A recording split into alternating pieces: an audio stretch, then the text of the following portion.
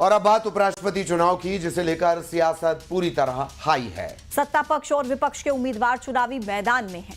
NDA उम्मीदवार CP Radhakrishnan और विपक्ष के उम्मीदवार बी सुदर्शन रेड्डी ने नामांकन दाखिल कर दिया है। हालांकि सियासी गणित को आप देखेंगे तो सत्ता पक्ष के उम्मीदवार की जीत आसान मानी जा रही है।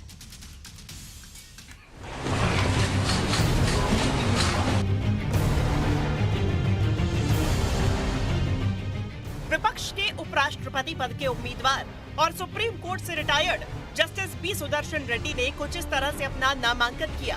इस दौरान विपक्ष के सबसे बड़े चेहरे राहुल गांधी और कांग्रेस अध्यक्ष मल्लिकार्जुन खड़गे के साथ कई बड़े नेताओं की मौजूदगी रही। सुदर्शन रेड्डी गुवाहाटी हाईकोर्ट के चीफ जस्टिस और गोवा के पहले लोकायुक्त भी रह चुके हैं और वो आंध्र प्रदेश के रहने वाले हैं। जस्टिस सुदर्शन रेड्डी को 2007 में सुप्रीम कोर्ट का जज नियुक्त किया गया था और उपराष्ट्रपति पद के लिए उनका सीधा मुकाबला एनडीए उम्मीदवार सीपी राधाकृष्णन से होगा। सामाजिक न्याय में जो विश्वास रखते हैं,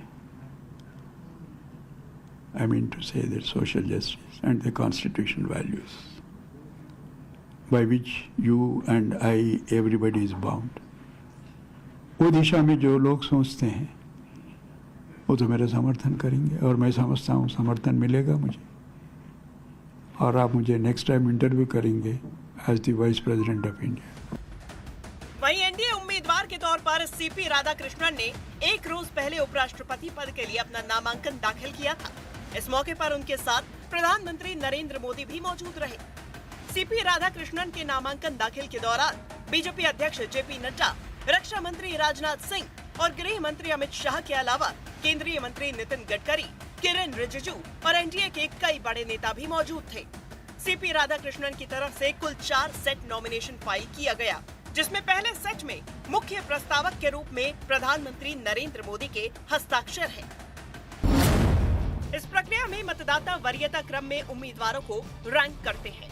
निर्वाचक मंडल में लोकसभा के निर्वाचित सदस्य, राज्यसभा के निर्वाचित और मनोनीत सदस्य शामिल रहते हैं।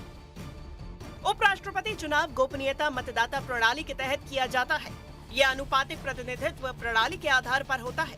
प्राथमिकता वोटिंग का उपयोग किया जाता है, यानी सांसद अपनी पसंद के अनुसार उम्मीदवारों की प्राथमिकता तय करते हैं।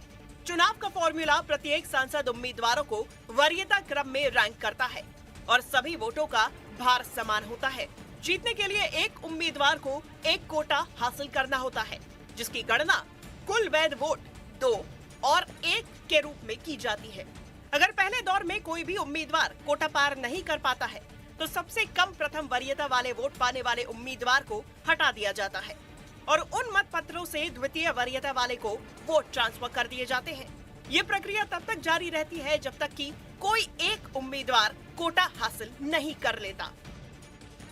उपराष्ट्रपति पद का चुनाव 9 सितंबर को होगा और वोटिंग के दिन ही मतगणना भी होगी, यानी आंकड़ों के हिसाब से एनडीए के पास बहुमत है और इस चुनाव को वो आसानी से जीत सकती है, जबकि विपक्ष के पास बहुमत से कम संख्या है। इसके बाद भी अपना उम्मीदवार मैदान में उतारा है।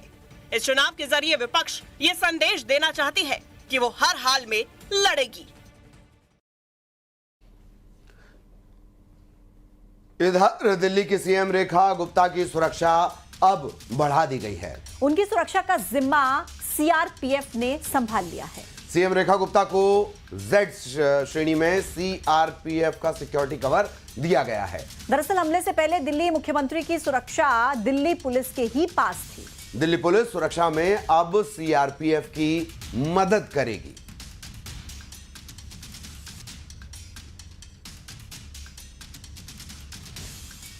तो दिल्ली की सीएम रेखा गुप्ता, जिस तरह का घटनाक्रम रहा, उनके ऊपर हमला हुआ था जनसुनवाई के दौरान, और उसके बाद अब उनकी सुरक्षा बढ़ा दी गई है। जेड सिक्योरिटी उन्हें मिलेगी, मतलब सीआरपीएफ सुरक्षा करेगी और सेकंड लेयर में, बाहर की लेयर में दिल्ली पुलिस रहेगी।